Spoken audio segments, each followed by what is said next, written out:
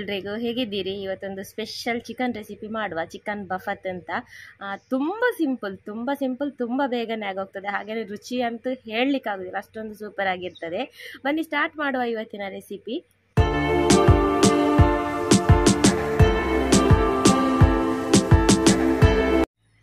ಇವತ್ತಿನ ಈ ರೆಸಿಪಿಗೆ ಇಲ್ಲಿ ನಾನು 1 kg ಅಷ್ಟು ಚಿಕನ್ ತಗೊಂಡಿದ್ದೇನೆ. ಇದು ಗಟ್ಟಿ ಚಿಕನ್, ಅಂದರೆ ಟೈಸನ್ ಚಿಕನ್ ಹೇಳ್ತೇವಲ್ಲ ಅದು. ಈಗ ಇದನ್ನು ಸ್ವಲ್ಪ ಹೊತ್ತು ಇದಕ್ಕೊಂದು ಅರ್ಧ ಸ್ಪೂನಷ್ಟು ಅರಶಿನ, ಹಾಗೆಯೇ ಒಂದು ದೊಡ್ಡ ಲೆಮನ್ ಇದು ಜ್ಯೂಸು, ಹಾಗೆಯೇ ಸ್ವಲ್ಪ ಉಪ್ಪು, ಇದೆಲ್ಲ ಹಾಕಿ ಮಿಕ್ಸ್ ಮಾಡಿಟ್ಟು ಸ್ವಲ್ಪ ಹೊತ್ತು ಇದನ್ನು ಹೀಗೇ ಬಿಡುವ. ಒಂದು 15-20 ನಿಮಿಷ ಇರಲಿ. ಅಷ್ಟೊತ್ತಿಗೆ ನಾವು ನಮಗೆ ಬೇಕಾದ ಈರುಳ್ಳಿ, ಶುಂಠಿ, ಬೆಳ್ಳುಳ್ಳಿ ಎಲ್ಲ ಕಟ್ ಮಾಡಿಟ್ರೆ ಆಯಿತು. ಇಲ್ಲಿ ಮೊದಲಿಗೆ ಮಸಾಲೆ ರೆಡಿ ಮಾಡಲಿಕ್ಕೆ ಸ್ವಲ್ಪ ಎಣ್ಣೆ ಹಾಕುವ. 1-2 ಸ್ಪೂನಷ್ಟು ಸಾಕು. ಎಣ್ಣೆ ಬಿಸಿ ಆಗುವಾಗ ಒಂದು ದೊಡ್ಡ ಈರುಳ್ಳಿ, ಹಾಗೇನೊಂದು 4-5 ಎಸಳು ಬೆಳ್ಳುಳ್ಳಿ, ಒಂದು ತುಂಡು ಶುಂಠಿ, ಹಾಗೇನೊಂದು 2 ಕಾಯಿ ಮೆಣಸು ಈ ರೀತಿ ಕಟ್ ಮಾಡ್ಕೊಳ್ಳಿ ಹಾಕಿ ಇದೆಲ್ಲ ಒಳ್ಳೆ ಫ್ರೈ ಆಗಲಿ. ಇಲ್ಲಿ ಈರುಳ್ಳಿ ಸ್ವಲ್ಪ ಬೇಯುವಾಗ ಹದಾಗಾತ್ರದೊಂದು 2 ಟೊಮೆಟೊ ಕೂಡ ಸಾಫ್ಟ್ ಆಗಲಿ. ನೋಡಿ, ಈಗ ಟೊಮೆಟೊ ಫುಲ್ ಸಾಫ್ಟ್ ಆಯಿತು ನೋಡಿ, ಎಲ್ಲ ಕರಗಿ ಹೋಯಿತು. ಹಾಗೆ ಈರುಳ್ಳಿ ಕೂಡ ಒಳ್ಳೆ ಬೆಂದೋಯ್ತು. ಇನ್ನು ಇದನ್ನು ಸಾಕು, ಇಳಿಸುವ. ಕಂಪ್ಲೀಟ್ ತಣ್ಣಗೆ ಆಗಲಿ ಇದು. ತಣ್ಣಗೆ ಆದಮೇಲೆ ಇದನ್ನೊಂದು ಪೇಸ್ಟ್ ಮಾಡಿ ಇಟ್ಟಿರುವ. ನೆಕ್ಸ್ಟ್ ಚಿಕನ್ ಬೇಯಲಿಕ್ಕೆ ಇಡುವ. ಬೇಯಲಿಕ್ಕೆ ಇಡಲಿಕ್ಕೆ ಇಲ್ಲಿ ಒಗ್ಗರಣೆ ರೆಡಿ ಮಾಡಲಿಕ್ಕೆ ಉಂಟು. ಮೊದಲಿಗೆ ಇಲ್ಲಿ ಸ್ವಲ್ಪ ಎಣ್ಣೆ, ನಾನು ತೆಂಗಿನ ಎಣ್ಣೆ ಹಾಕ್ತಾ ಇದ್ದೇನೆ. ಒಂದು 3-4 ಸ್ಪೂನಷ್ಟು ಹಾಕಿದರೆ ಆಯಿತು. ಎಣ್ಣೆ ಬಿಸಿ ಆಗುವಾಗ ಕೊಚ್ಚಿಟ್ಟ ಶುಂಠಿ ಮತ್ತು ಬೆಳ್ಳುಳ್ಳಿ, ಒಂದು ಸಣ್ಣ ತುಂಡು ಶುಂಠಿ ಮತ್ತು ಒಂದು 3-4 ಎಸಳು ಬೆಳ್ಳುಳ್ಳಿಯನ್ನು ಸಣ್ಣದಾಗಿ ಕಟ್ ಮಾಡಿ ಹಾಕಬೇಕು. ಸ್ವಲ್ಪ ಫ್ರೈ ಆಗುವಾಗ ಒಂದು ದೊಡ್ಡ ಈರುಳ್ಳಿ,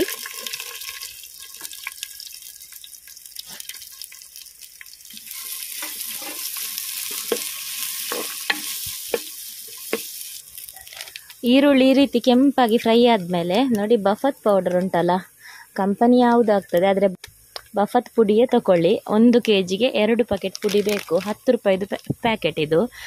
ನೀವು ಚಿಕನ್ ಮಸಾಲ ಅಲ್ಲ, ಬಫತ್ತೇ ಹಾಕಿ. ಹೆಸರು ಯಾವುದಾದ್ರೂ ಆಗ್ತದೆ, ಆದರೆ ಬಫತ್ತಲ್ಲಿ ಚಿಕನ್ ಮಾಡಿದರೆ ತುಂಬ ಸೂಪರ್ ಆಗ್ತದೆ. ನೋಡಿ, 2 ಪ್ಯಾಕೆಟ್ ಹಾಕಿದೆ. ನಂತರ ಸ್ವಲ್ಪ ಎಣ್ಣೆಯಲ್ಲಿ ಈ ರೀತಿ ಮಿಕ್ಸ್ ಕೊಡಿ. ಮಿಕ್ಸ್ ಆದ ತಕ್ಷಣ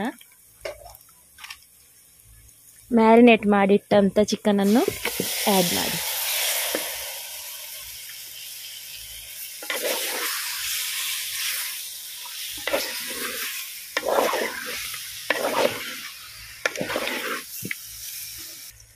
ಇದೆಲ್ಲ ಮಿಕ್ಸ್ ಆದ ನಂತರ ಹೀಗೇ ಸಣ್ಣ ಉರಿಯಲ್ಲಿ ಒಂದು 20-25 ನಿಮಿಷ ಬೇಯಲಿ. ನಿಮಗೆ ಬೇಕಾದರೆ ಒಂದು ಅರ್ಧ ಗ್ಲಾಸ್ ನೀರು ಹಾಕಿ ಬೇಯಿಸ್ಬೋದು, ಆದರೆ ಚಿಕನ್ ನೀರು ಹಾಕದೆ ಬೇಯಿಸಿದರೆ ತುಂಬ ಟೇಸ್ಟ್.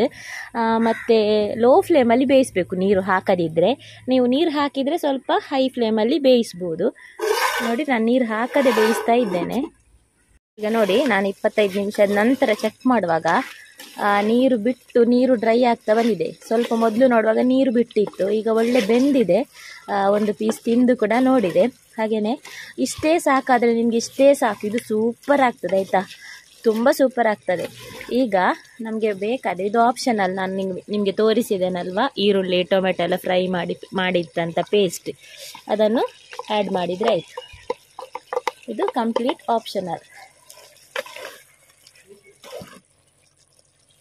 ಈ ಪೇಸ್ಟ್ ಹಾಕಿದರೆ ಸ್ವಲ್ಪ ಗ್ರೇವಿ ಥರ ಒಂಥರ ಮಂದ ಸಿಗ್ತದೆ, ಇಲ್ಲಾದರೆ ಎಂತ ಗಸಿ ಇರುವುದಿಲ್ಲ, ಅದಕ್ಕೋಸ್ಕರ ಮಾತ್ರ ಈ ಪೇಸ್ಟ್. ಇಲ್ಲಾದರೆ ನೀವು ಒಗ್ಗರಣೆ ಇಡುವಾಗಲೂ 2 ಟೊಮೆಟೊ ಹಾಕಿದರೆ ನಿಮ್ಗೆ ಈ ರೀತಿ ಗ್ರೇವಿ ಸಿಗುವುದಿಲ್ಲ, ಆದರೆ ಡ್ರೈ ಆಗಿ ಸಿಗ್ತದೆ. ಅದು ಕೂಡ ಸೂಪರ್ ಆಗ್ತದೆ ಚಿಕನ್ ಬಫತ್. ಈಗ ಇದೊಂದು 5 ನಿಮಿಷ ಬೆಂದರೆ ಸಾಕು. ಇದು ಒಂದು 5 ನಿಮಿಷ ಆದ್ರೆ ಇರಬೇಕು, ಯಾಕಂದರೆ ಹಸಿ ವಾಸನೆ ಹೋಗಬೇಕಲ್ಲ. 5 ನಿಮಿಷ ಒಳ್ಳೆ ಕುದಿ ಬಂದ ನಂತರ ಸ್ವಲ್ಪ ಕೊತ್ತಂಬರಿ ಸೊಪ್ಪು ಸೇರಿಸಿ ಒಲೆಯಿಂದ ಇಳಿಸಿದರೆ ಆಯಿತು. ಗ್ಯಾಸ್ ಆದರೆ ಗ್ಯಾಸ್ ಆಫ್ ಮಾಡಿದರೆ ಆಯಿತು. ಸೂಪರ್ ಆದ ಚಿಕನ್ ಮಸಾಲ. ಈ ಟೇಸ್ಟ್ ನೀವು ತಿಂದಿರಲಿಕ್ಕಿಲ್ಲ, ಅಷ್ಟೊಂದು ಸೂಪರ್ ಆಗ್ತದೆ. ಒಮ್ಮೆ ಟ್ರೈ ಮಾಡಿ ಸಾಕು.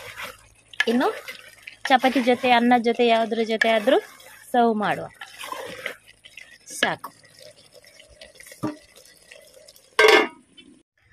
ನಾನು ಸ್ವಲ್ಪ ಗಸಿ ಇಟ್ಟಿದ್ದೇನೆ. ಇದು ಇನ್ನೂ ಕೂಡ ಡ್ರೈ ಆಗ್ತದೆ. ಡ್ರೈ ಆಗಿ ಮಾಡ್ಬೋದು, ತುಂಬ ಟೇಸ್ಟ್ ಆಗ್ತದೆ. ಇವತ್ತು ನಮಗೆ ಪಡ್ಡು ಇದೆ, ಚಿಕನ್ ಕರಿ ಹಾಕ್ಕೊಂಡು ಪಡ್ಡು ತಿನ್ನುವ.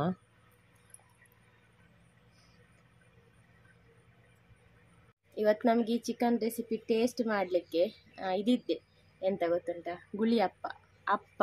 ನಾವಪ್ಪ ಅಂತ ಹೇಳೋದು, ಗುಳಿ ಅಪ್ಪ ಉಂಟಲ್ಲ ಅದು. ಇದು ಗ್ರೇವಿ ಥರ ನಾನು ಇಟ್ಟಿದ್ದೇನೆ. ಏನಾದರೂ ತಿನ್ಲಿಕ್ಕೆ ಆಗ್ತದೆ ಅಂತ, ಇಲ್ಲದ್ರೆ ಇನ್ನೂ ಕೂಡ ಡ್ರೈ ಆಗಿಡ್ಬೋದು.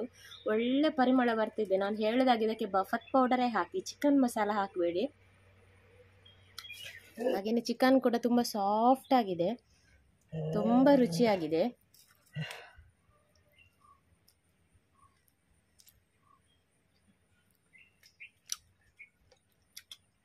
ಒಮ್ಮೆ ನೀವು ಕೂಡ ಇದೇ ರೀತಿ ಬಫತ್ ಹಾಕಿ ಟ್ರೈ ಮಾಡಿ. ಆಯ್ತಾಗಾದರೆ ಇವತ್ತಿನ ಈ ಚಿಕನ್ ಬಫತ್ ನಿಮಗೆ ಇಷ್ಟ ಆಗಿದೆ ಅಂತ ಭಾವಿಸ್ತೇನೆ. ನಾನು ನಿಮಗೆ ಸಿಗ್ತೇನೆ ಮುಂದಿನ ವೀಡಿಯೋದಲ್ಲಿ. ಅಷ್ಟೇ ತನಕ take care, bye. Thanks for watching.